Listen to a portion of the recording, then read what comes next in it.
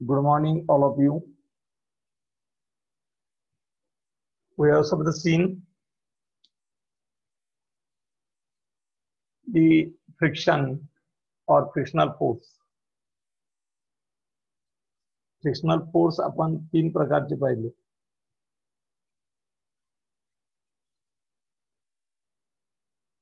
तीन प्रकारचे. स्टॅटिक साठी लिमिटिंग व्हॅल्यू असते एफएल और एफसी. स्मॉल एफ ने दाखवतो मी frictional force. there is the mu r, mu c into r. म्हणजे mu c is equal to काय रे? fc divided by r. Kinetic साठी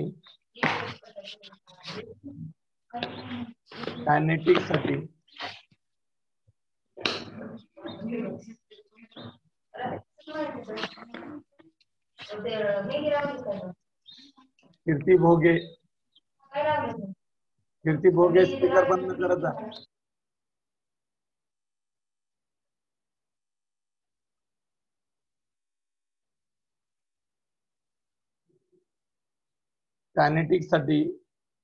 कायनेटिक मीन्स ओनली कायनेटिकचे दोन प्रकार आहेत. दॅट इज द स्लाइडिंगचा विचार करतो तर F K is equal to काय म्यू के इंटू आर. तर mu K is equal to F K divided by R. याच्यात रोलिंग साठी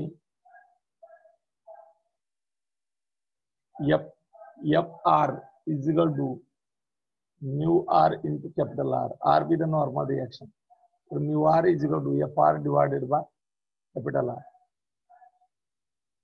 हियर आर नॉर्मल रिएक्शन.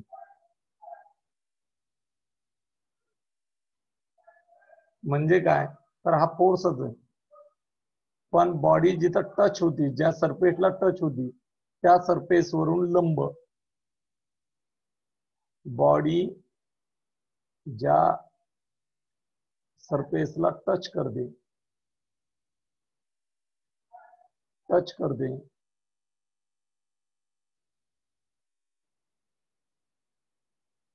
इथून लंब म्हणजेच परपेंडिक्युलर असते रिएक्शन.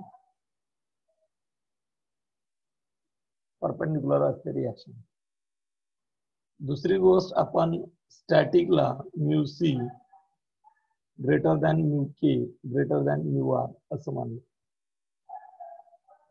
याचाच अर्थ F C greater than F K greater than F R. म्हणजेच काय या ठिकाणी जर मी ग्राफ प्लॉट केला ग्राफ बिटवीन अप्लाइड फोर्स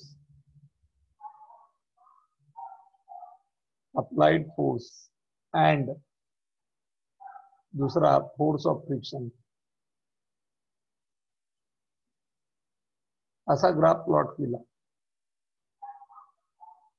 म्हणजेच मी वाय ऍक्सिस वरती फोर्स ऑफ फ्रिक्शन घेतलं आणि एक्स ऍक्सिस वरती अप्लाइड फोर्स घेतला.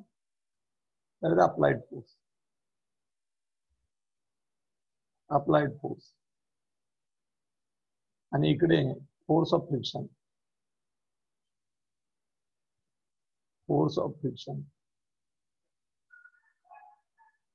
मग समजा कन्सिडर करा ही बॉडी हा कॉन्टॅक्ट आहे हा अप्लाइड फोर्स आहे.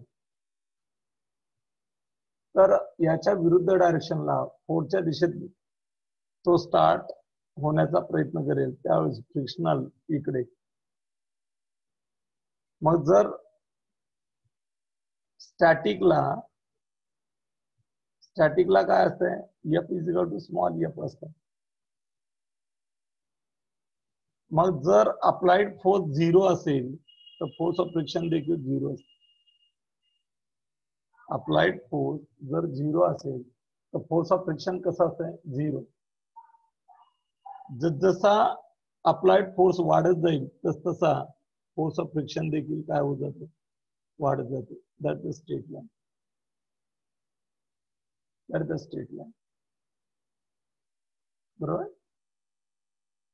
पण या दरम्यान स्टॅटिक फ्रिक्शन असते. Static friction. स्टॅटिक फ्रिक्शन मध्ये सर्वात जास्त व्हॅल्यू या ठिकाणी 0 पासून ही वाढत गेली. ही सर्वात मॅक्झिमम व्हॅल्यू, त्याला आपण क्रिटिकल फ्रिक्शन म्हणतो. काय म्हणतो त्याला? Critical friction. क्रिटिकल फ्रिक्शन नंतर जर मोशन स्टार्ट झाली, मोशन या फोर्सच्या दिशेत झाली, त्याचा अर्थ अप्लाइड फोर्स हा क्रिटिकल पेक्षा कसा असेल, ज्या त्यावेळेस इकडं जी मोशन स्टार्ट झाली त्यावेळेस हे फ्रिक्शनल फोर्स बट कायनेटिक, हा कायनेटिक असतो. हा फ्रिक्शनल फोर्स एकदा गतिमान झाला की कायनेटिक फ्रिक्शन हे कमी होते, थोडं कमी झालं एवढं. आणि त्याच्यानंतर तुम्ही कंटिन्यू फोर्स वाढवत गेलात तर ती मोशन चालू राहते. कायनेटिक फ्रिक्शन कॉन्स्टंट असते. कायनेटिक फ्रिक्शन हे बदलत नाही. किती स्पीडली याच्यावरती कायनेटिक फ्रिक्शन डिपेंड नसते.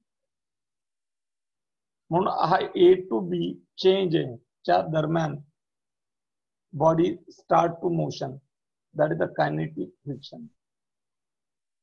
हे काय? Kinetic friction. आणि कायनेटिक फ्रिक्शन मध्ये एफ के जो फ्रिक्शनल फोर्स आहे तो कसा आहे रे? स्टॅटिक पेक्षा कसा आहे? कमी. याची व्हॅल्यू इथे ही हा एफ के. याचा अर्थ F C which is the greater than fk. fc which is the greater than fk. It is the graphical representation of applied force and force of friction. It is the graphical representation of applied force and force of friction. Then next point, angle of friction. What is mean by angle of friction? Angle of friction means carry. Here, angle of friction. Angle म्हणजे कोण? Angle of friction. Angle आपण दाखवणार आहेत अल्फाने. Angle of friction कशाने दाखवणार आहेत? अल्फाने. आता या ठिकाणी लक्ष द्यायचं थोडंसं. Consider here.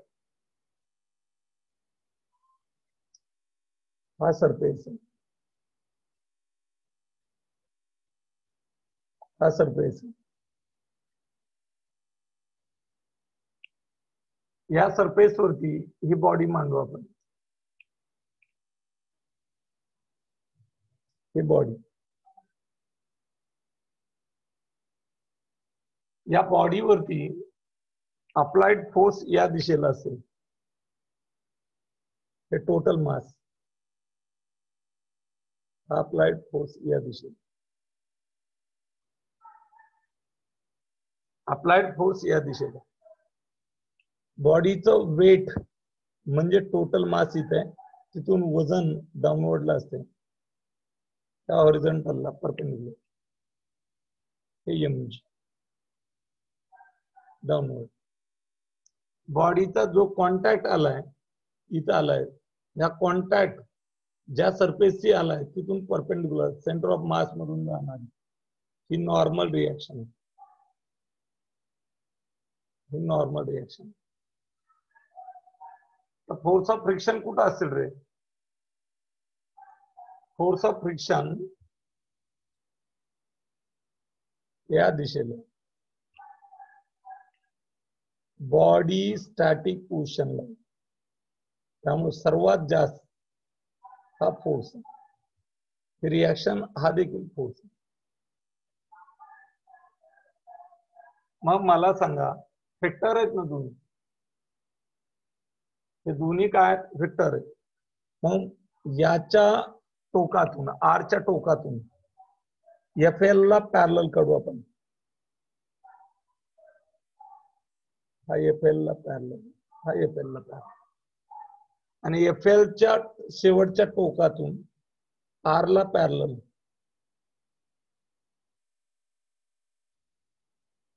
हा R ला पॅरलल. इथं आला इंटरसेक्टिंग पॉइंट. मग मला सांगा FL कोणता आहे? हा FL, हा FL आयताच्या समोरासमोर भुजा सेम FL. हा R, तर हाही R डायरेक्शन सुद्धा बदलत नाही, अपवर्ड राहतो. मग ट्रायंगल लॉ नुसार या ठिकाणी या दोघांचा रिझल्टंट, एक तर तुम्ही इथून निघालात, इथून इथपर्यंत आणि इथून इथपर्यंत, याचा अर्थ स्टार्टिंग पॉइंट हा, एंड पॉइंट हा, असं.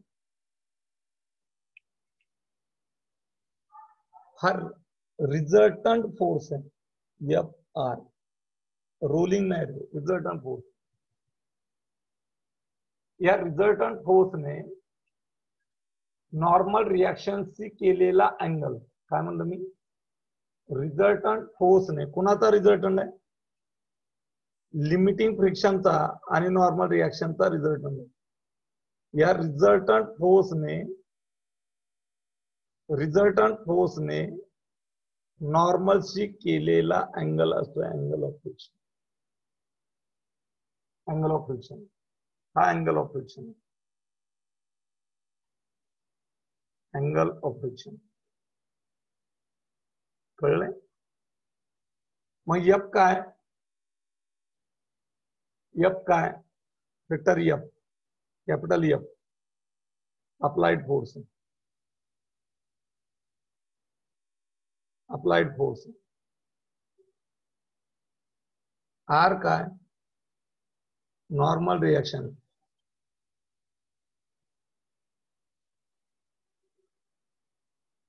M काय? Mass of body. mg काय? त्या बॉडीचं वजन, weight of body, weight of body. Small f suffix L, हा काय? Limiting friction. लिमिटिंग फ्रिक्शनला बॉडी मोशन करत नसते, स्टॅटिक असते. याच्यापेक्षा जास्त जर फोर्स लावला, याच्यापेक्षा जास्त जर फोर्स लावला तर बॉडी मोशन करायला सुरुवात करते. लिमिटिंग फ्रिक्शन, लिमिटिंग फ्रिक्शन और क्रिटिकल फ्रिक्शन म्हणून, क्रिटिकल फ्रिक्शन. ओके. अल्फा काय? अँगल ऑफ फ्रिक्शन,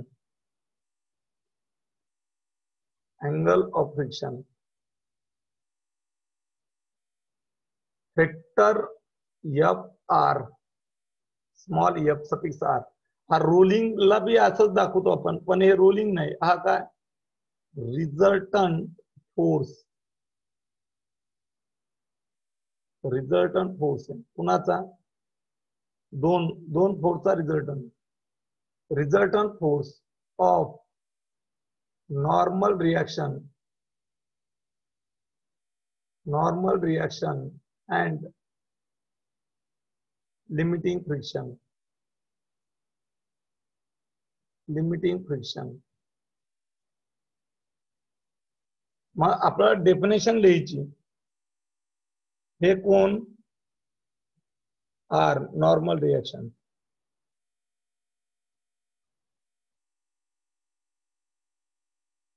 हा कोण? Resultant force. या रिझल्टंट फोर्सने कुणाशी अँगल केलाय? Normal reaction. मी इथली डायग्राम उचलून घेतली फक्त. त्या अँगलला काय म्हणतो? अल्फा. त्या अँगलला काय म्हणतो? अल्फा. आणि म्हणून या ठिकाणी डेफिनेशन काय येईल? डेफिनेशन काय येईल? कशाची? अँगल ऑफ फ्रिक्शनची. The angle मेड बाय कुणी, रिझल्टंट फोर्स, कुणाचा resultant force of normal reaction and limiting friction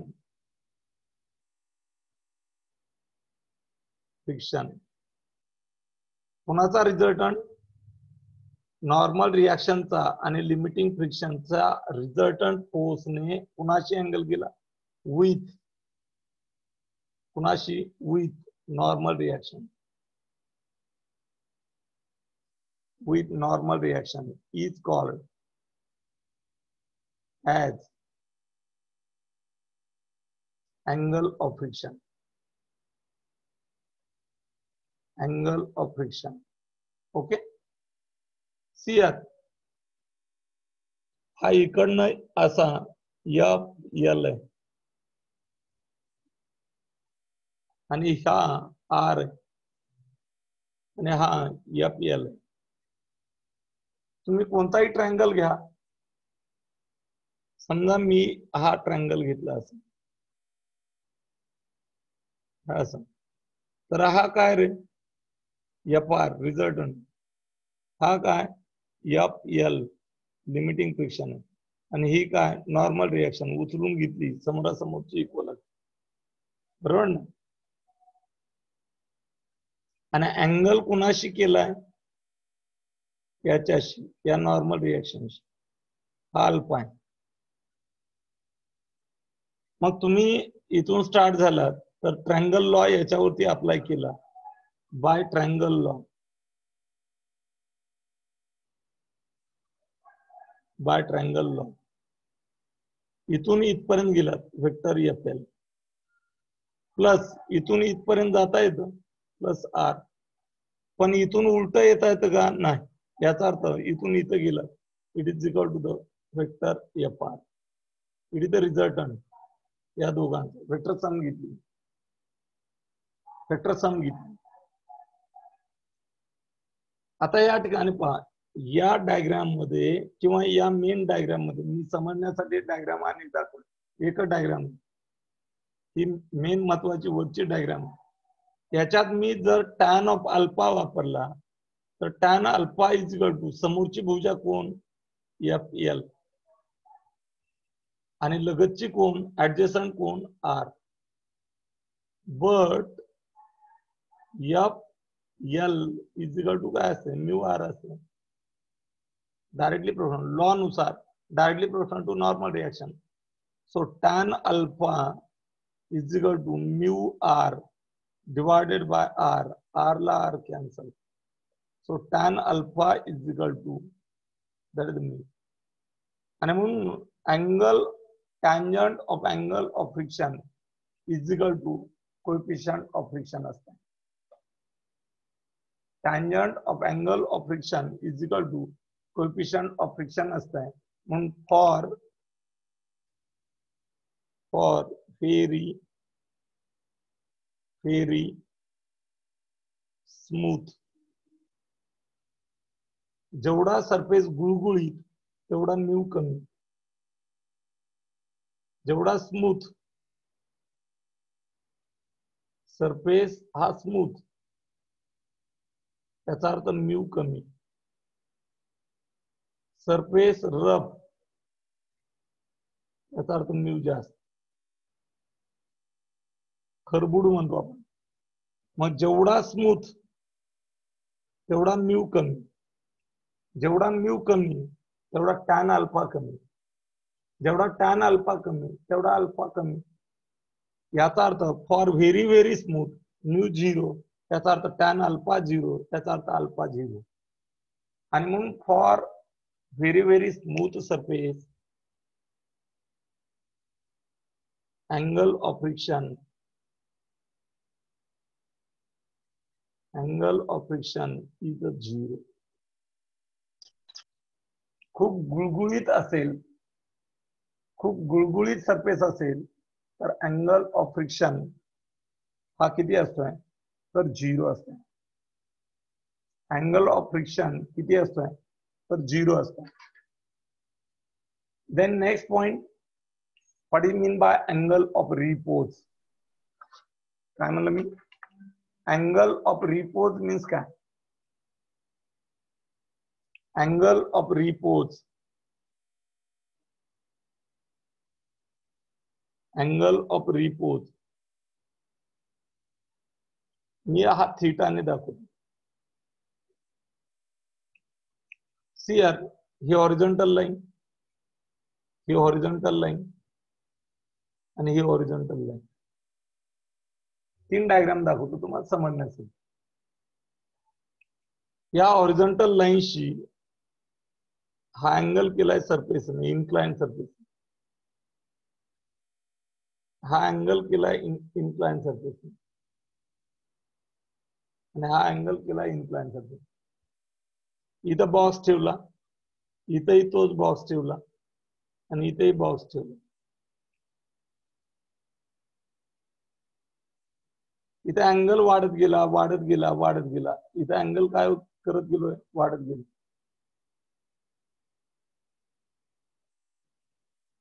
इथं हा घसरत नाही, खाली घसरत नाही, म्हणजे मोशन करत नाही. इथे अँगल वाढूनही इकडे घसरत नाही. पण या ठिकाणी हा अँगल असा अँगल आहे की याच्यानंतर थोडाही वाढवला, या अँगल नंतर यापेक्षा थोडा वाढवला, अँगल इन्क्रीज केला, तर बॉडी घसरते, घसरते. त्यावेळेस याला म्हणतात the some angle of inclination, the body will just on the point of slide, just point of slide. असा अँगल आहे की त्या अँगलला बॉडी जस्ट स्लाइडिंग होणार आहे. आपण स्लाइडिंग होणार आहे. स्लाइड होती का? नाही. याच्यापेक्षा जास्त अँगल वाढला तर हा सर्वात जास्त अँगल आहे. त्यावेळेस या अँगलला अँगल ऑफ रिपोज म्हणतो. अँगल ऑफ रिपोज हळूहळू हळूहळू वाढवत जायचा. हा इन्क्लाइन सरफेस हॉरिझॉन्टलची अँगल वाढवत जायचा.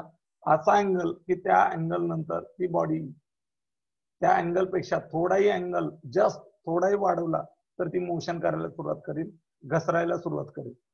त्यावेळेस त्या अँगलला मग या हा सर्वात जास्त अँगल आहे. या अँगलला बॉडी घसरते का? नाही, स्थिरच असते. पण याच्यापेक्षा थोडा थोडा थोडा जस्ट थोडा जर इन्क्रीज केला तर ही बॉडी खाली घसरेल. त्यावेळेस ह्या सर्वात जास्त अँगलला अँगल ऑफ रिपोज म्हणतात. त्या सर्वात जास्त अँगलला काय म्हणतात? Angle of repose. मग मला सांगा डेफिनेशन काय होईल? If body is placed कशावरती? on inclined plane, तिरप्या प्लेन वरती. and if its angle of inclination, तो अँगल तिरप्या सरफेसने हॉरिझॉन्टलशी केलेल्या अँगलला अँगल ऑफ इन्क्लायनेशन म्हणतो. ग्रॅज्युअली, ग्रॅज्युअली म्हणजे हळूहळू, ग्रॅज्युअली इन्क्रीजेस. मी 3 फिगर मध्ये हळूहळू अँगल वाढवलेला दाखवला. इन्क्रीजेस. देन काय? Then at some angle theta the body will just on the point of point of sliding down.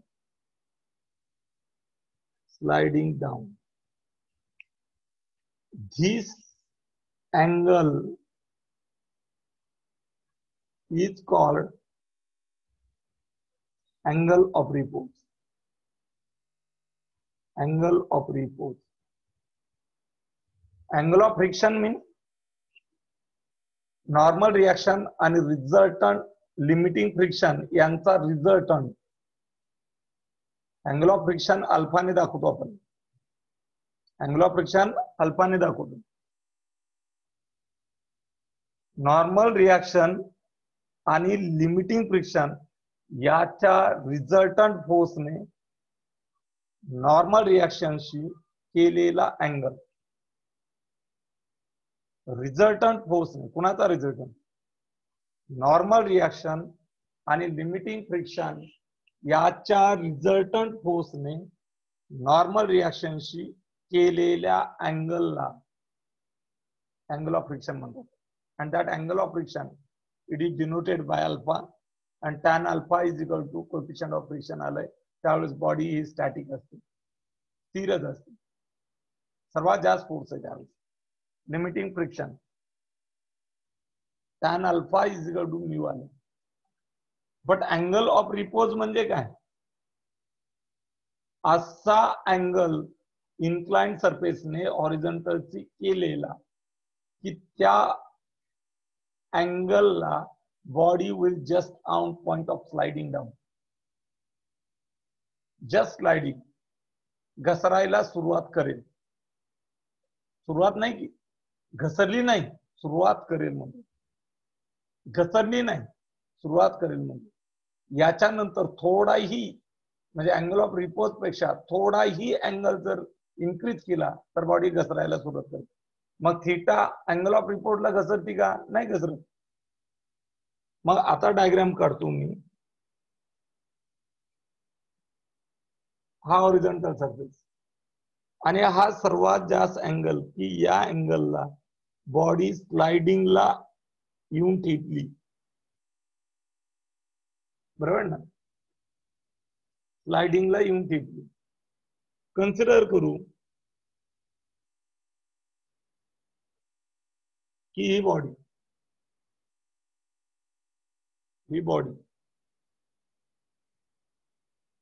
बरोबर, ही बॉडी. मग ही जर बॉडी असेल तर हिचं वेट, टोटल मास इथं असतं. हिचं वेट कुठे रे? डाऊनवर्डला. हिचं वेट कुठे? डाऊनवर्डला. हॉरिझॉन्टलला परपेंडिक्युलर असते. हॉरिझॉन्टलला परपेंडिक्युलर AMG. नॉर्मल रिएक्शन कुठे आहे? नॉर्मल रिएक्शन ही कॉन्टॅक्ट कुणाशी आला? या इन्क्लाइन सरफेसशी. इथून लंब या पॉइंट मधून गेला पाहिजे.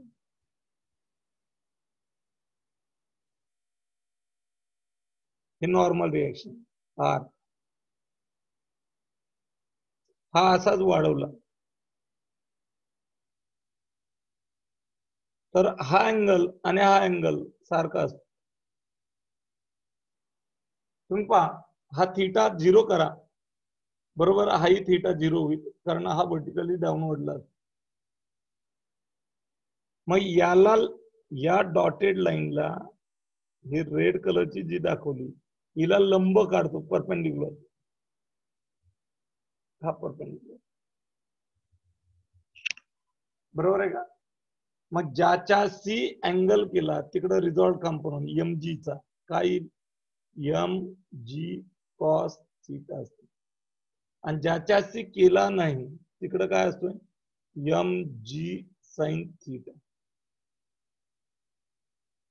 आता एक गोष्ट सांगा मला, बॉडी जरी मोशन करायला सुरुवात केली, मोशन नाही करत पण केली, तर कुठं घसरेल रे? या डाऊनवर्डला. इकडे येईल, या साईडला घसरेल असेल, घसरेल. या साईडला घसरेल. याचा अर्थ फ्रिक्शन कुठं असेल? Opposite direction. हे फ्रिक्शन या बाजूला. हे फ्रिक्शन कसं आहे? सर्वात जास्त अँगल वाढवत गेलात, फोर्स ऑफ फ्रिक्शन सर्वात जास्त आहे. याला क्रिटिकल फ्रिक्शन किंवा लिमिटिंग फ्रिक्शन म्हणतात. हे पण या अँगलला घसरते का? नाही. अँगल ऑफ रिपोजला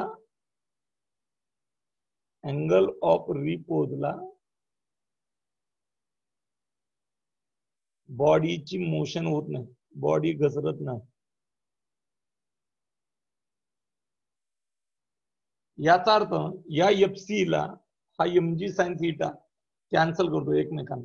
हा अपवर्ड चालला तर हा डाऊनवर्ड चालला. आणि या एका लाईन वरती कोण आहे? आर. तुम्ही म्हणता हे एका लाईन वरती नाही, हा वेक्टर आहे, उचलून कुठेही मांडता येते. हा इथेही उचलून मांडता येते, हा उचलून कुठेही मांडता येतो. मग आर बरोबर काय? R balance to mg cos theta. Say that equation again. FC small fc friction आहे. FC इज इक्वल टू काय रे? mg sin theta. हा याला बॅलन्स. बरोबर ना? मॅग्निट्यूड घेऊ, बाण मारला. But critical friction directly proportional to normal reaction. तर FC इज इक्वल टू काय रे? Mu C into R. Mu लिहितो. म्यू सी म्हणजे म्यू. मग आता मला सांगा, या FC ची किंमत मी इथं ठेवली युजिंग इन अ टू. काय येईल? Mu R is equal to mg sin theta. Right.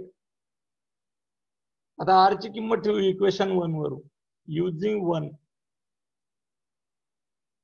Mu R ची किंमत इक्वेशन वरून mg cos theta is equal to mg sin theta.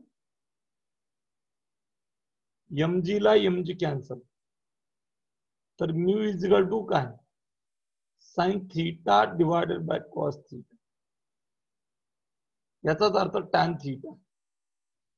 आणि म्हणून tan theta is equal to काय? That is mu. आपण याच्या अगोदर tan अल्फा बरोबर म्यू काढलंच आहे. तो अँगल ऑफ फ्रिक्शन होता, हा अँगल ऑफ रिपोज आहे. या हॉरिझॉन्टल सी तिरप्या सरफेसने केलेला अँगल, या अँगल पेक्षा थोडाही अँगल वाढवला तर body start to sliding down, खालच्या बाजूला. मग what is the relation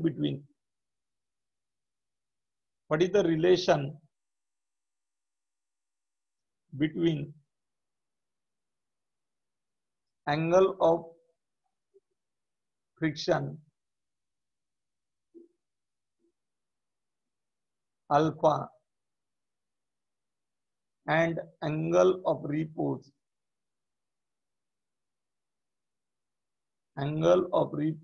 that is theta. We know that. काय माहिती तुम्हाला? काय माहिती? We know that. काय माहिती? tan alpha is equal to mu आणि tan theta is equal to mu. या दोन्ही इक्वेशन वरून राईट साइड कशा? सेम. तर लेफ्ट कशा? सेम. याचाच अर्थ tan alpha is equal to tan theta.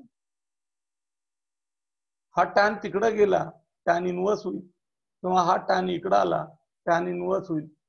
tan inverse of tan of theta is equal to theta असते. तसं नाही कळलं तर tan cancel, alpha is equal to theta. बघा तुम्ही, हा tan तिकडे पाठवला तर अल्फा बरोबर tan inverse of tan of theta होईल. tan inverse of tan of theta याची किंमत थीटा असते. tan inverse of tan of theta is equal to theta. म्हणजे काय मिळालं? Angle of friction. काय रिलेशन मिळतं? Angle of friction is equal to angle of repose, angle of repose काय मिळालं तुम्हाला relation? Angle of friction is equal to काय मिळालं? Angle of report. समजलंय आजचं? अरे समजलंय का? सर ओके, पुढचा पॉइंट संपणार नाही. झालेला टॉपिक उद्या वाचून या, पुढचे पॉइंट समजतील म्हणजे. Okay, we can stop here. Bye sir.